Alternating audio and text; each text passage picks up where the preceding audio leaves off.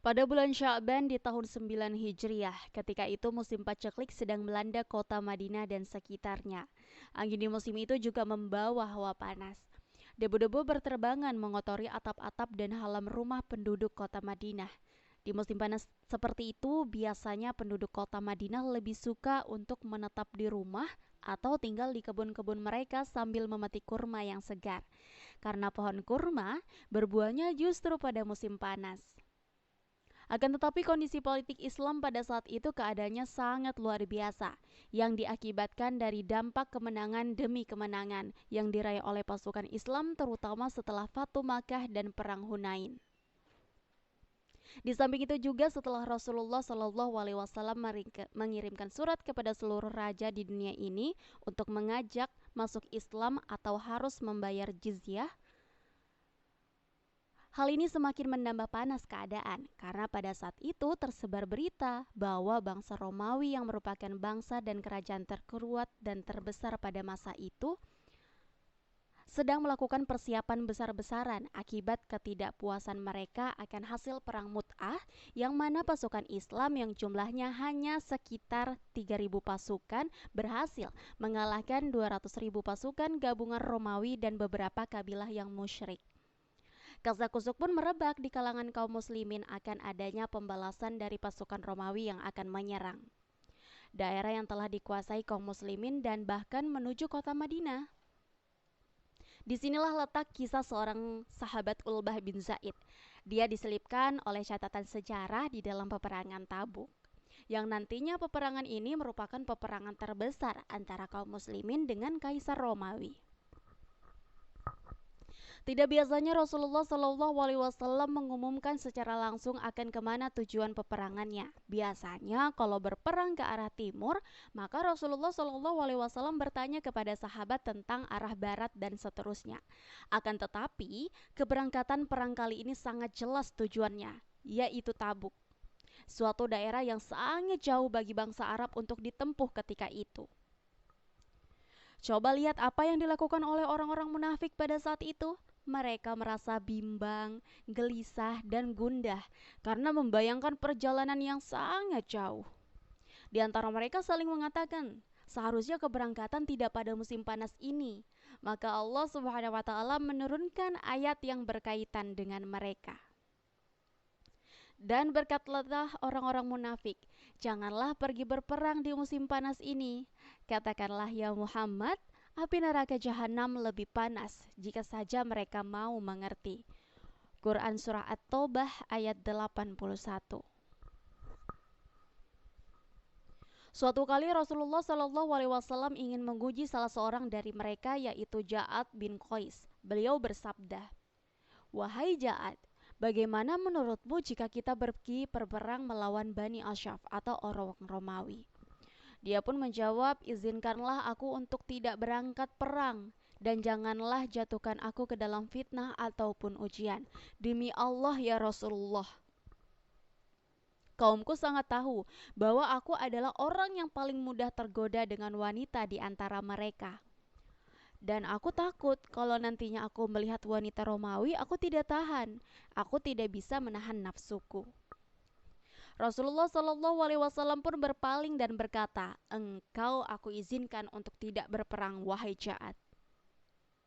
Padahal Ja'ad bin Qais hanya beralasan agar dia tidak berangkat perang, lalu beralasan takut tergoda oleh wanita Romawi. Padahal tujuan sebenarnya adalah supaya dirinya tidak berangkat perang pada musim panas tersebut. Maka Allah Subhanahu wa taala menurunkan ayat Al-Qur'an. Berilah saya keizinan tidak berpergi perang dan janganlah kamu menjadikan saya terjerumus dalam fitnah. Ketahuilah bahwa mereka telah terjerumus ke dalam fitnah dan sesungguhnya jahanam itu benar-benar meliputi orang-orang yang kafir. Quran Surah At-Taubah ayat 49. Berbeda keadaannya dengan kaum muslimin. Begitu mendengar seruan jihad di jalan Allah Subhanahu wa taala, mereka berbondong-bondong memenuhi kota Madinah dari seluruh penjuru negeri dan bagaimana tidak, mereka berbondong-bondong berjihad di jalan Allah sedangkan gerbang surga yang luas seluas langit dan bumi akan dibukakan untuk mereka.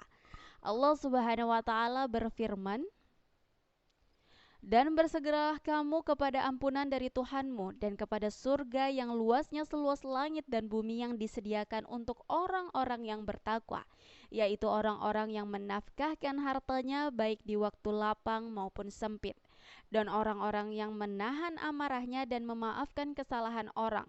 Allah menyukai orang-orang yang berbuat kebajikan.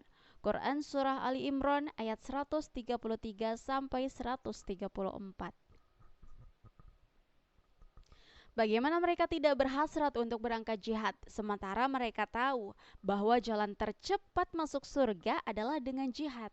Lalu badan mereka tertusuk, tercabik, memuncratkan darah, lalu mereka gugur sebagai syahid. Lantas para malaikat berebut menaikkan ruh mereka ke langit.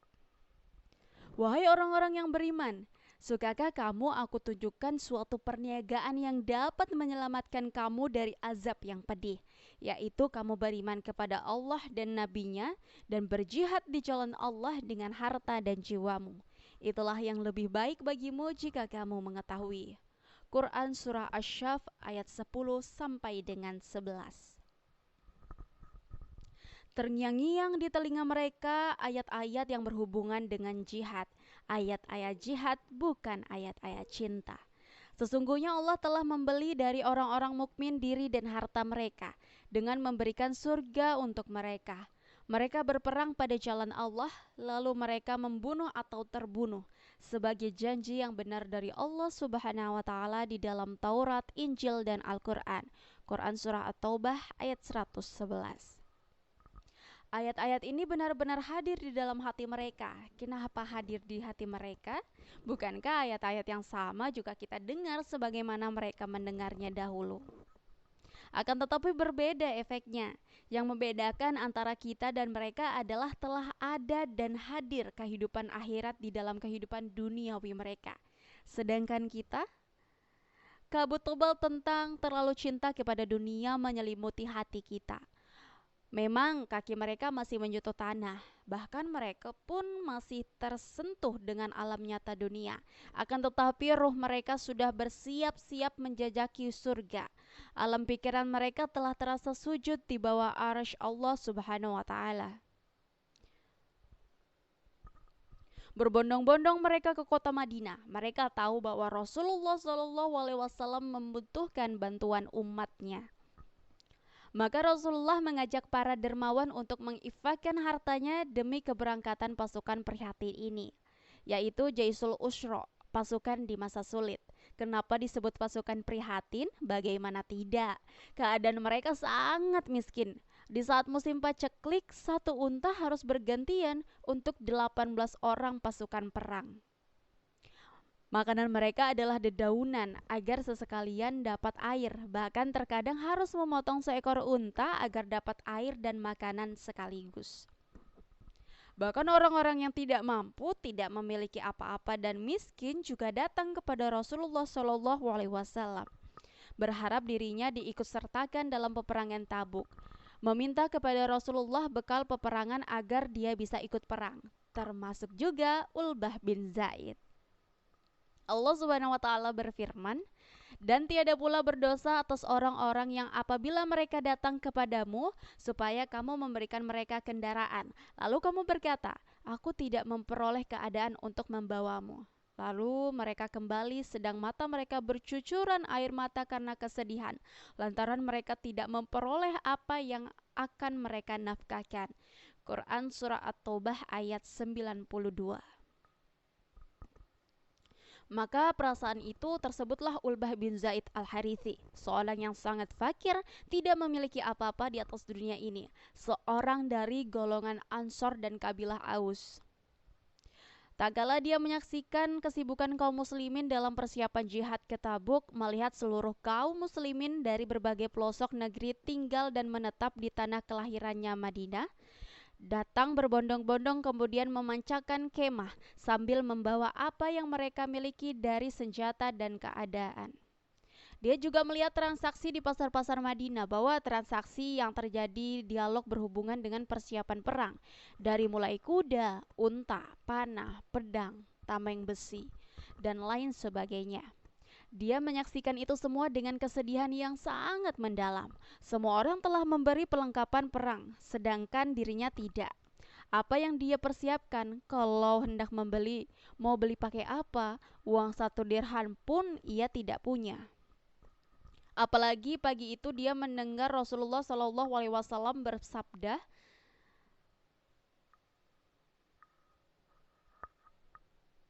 barang siapa yang membantu perbekalan pasukan yang kesulitan, Allah mengampuni dan membaginya surga. Maka semakin terbenamlah serasa dirinya ke dalam bumi, hancur luluh serasa hatinya. Semua orang mendapatkan surga kecuali dirinya. Semakin panas dingin badannya mendengar sabda Rasulullah Shallallahu Alaihi Wasallam demi melihat kefakiran dirinya. Ditambah lagi, Rasulullah Shallallahu Alaihi Wasallam mengisyaratkan siapa yang mau ikut berperang harus membawa alat dan kendaraan perang sendiri.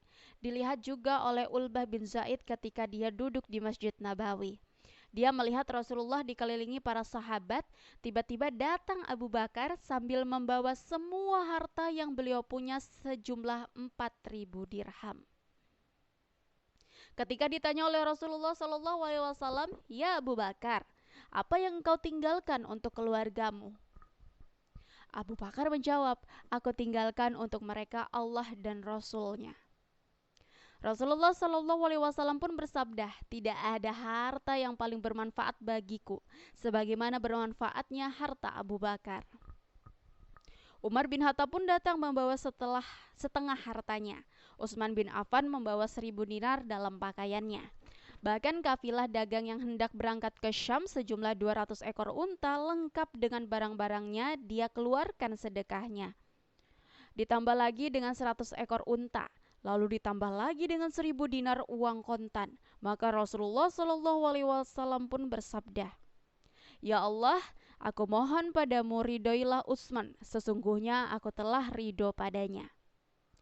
Tak lama setelah itu sampailah perniagaan yang baru datang dari Syam sejumlah 1.000 ekor unta beserta isinya. Tiba-tiba datang tengkulak-tengkulak atau orang yang memberi pinjaman hendak membeli perniagaan tersebut. Salah seorang dari mereka berkata, "Ya Utsman, kami beli 2 kali lipat." "Tidak, karena ada yang berani membeli lebih tinggi dari penawaran kalian," jawab Utsman bin Affan. "Kami beli 3 kali lipat dari harga yang kamu dapatkan," kata si tengkulak. "Tidak, belum cukup kalau cuma 3 kali lipat," jawab Utsman. Akhirnya terjadilah tawar-menawar. "Kami beli 10 kali lipat ya Utsman." Utsman pun berkata, "Tuan-tuan sekalian, adakah di antara tuan-tuan yang hendak membelinya 700 kali lipat?" Apa kata mereka? "Gila engkau Utsman, siapa pula yang sampai menawar hingga 700 kali lipat?" Utsman pun menjawab, "Akan tetapi Allah telah menawarnya lebih dari 700 kali lipat." Utsman pun membacakan ayat, perumpamaan nafkah yang dikeluarkan oleh orang-orang yang menafkahkan hartanya di jalan Allah adalah serupa dengan sebutir benih yang menumbuhkan 7 bulir pada setiap bulir 100 biji. Quran Surah Al-Baqarah ayat 261. Saksikanlah wahai para tengkulak, semua barang perniagaan yang ada di sini seluruhnya aku infakkan di jalan Allah Ta'ala, seru Utsman bin Affan. Subhanallah, Allahu Akbar. Dari generasi mana mereka ini muncul? Dari makhluk mana mereka ini saudaraku? Dari planet mana mereka datang? Apakah mereka diciptakan dari daging yang penuh dengan nafsu dunia dan ketamakan, yang penuh dengan kebakhilan dan ketakutan akan miskin karena berinfak dan bersedekah? Bukankah saudaraku? Tapi mereka adalah para sahabat Rasulullah Shallallahu Alaihi Wasallam. Tidak lama kemudian datang pula Abdurrahman bin Auf sang dermawan membawa 200 uqyah perak.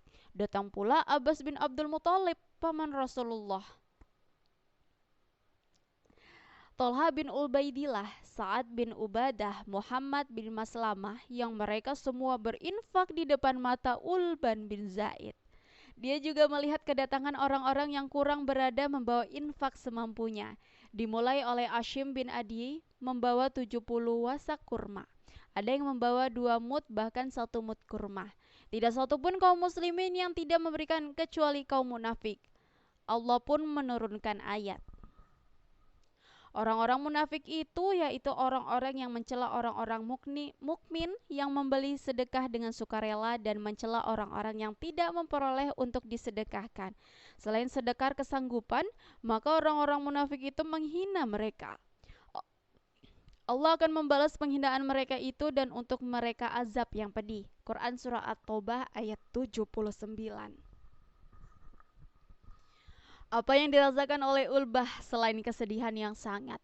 Apa yang bisa dia perbuat sementara ia tidak punya apa-apa? Sementara orang berbondong-bondong berinfak. Melihat hal ini pulanglah Ulbah membawa semua kesedihannya. Di zaman sekarang ribuan jutaan orang membawa kesedihan dunia. Ulbah pulang membawa kesedihan karena teringat akhirat. Adakah di zaman sekarang ini sosok seperti Ulbah? Memikirkan kemana nanti hendak dia ditempatkan di akhirat. Apakah di surga ataukah neraka? Kalau ternyata di surga, di tempat yang mana? Di tingkat keberapa? Dan bersama-sama siapa? Ketika senja telah berlalu dan malam pun tiba, Ulbah berusaha memejamkan matanya. Tetapi bagaimanapun mau dipejamkan matanya sementara hatinya masih berdebar-debar. Pikiran masih galau. Apa yang bisa dia lakukan selain membolak-balikan badannya di atas tikar yang lusuh hingga tenggelam malam? Akhirnya dia bangkit, timbul sebuah ide, sebuah pikiran dalam dirinya yang kiranya apabila dia melaksanakan idenya ini, mudah-mudahan dapat mengurangi kegundahan hatinya. Lantas Ulbah berwudu dan melaksanakan sholat malam. Apalagi yang bisa dilakukan oleh orang yang sengsara dan bersedih hati selain bermunajat kepada Allah yang Maha Pemurah.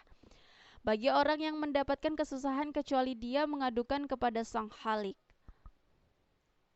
Di dalam sholat dia pun menangis. Dia sebut kefakirannya, dia sebut kelemahannya, dia sebut ketidakberdayaannya.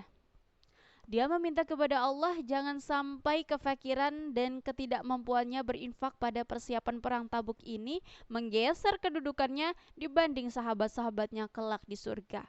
Ya Allah, Engkau perintahkan kami untuk berjihad. Engkau perintahkan kami untuk berangkat ke Tabuk. Sedangkan Engkau tidak memberikan aku sesuatu apapun untuk bekal berangkat berperang bersama Rasul-Mu.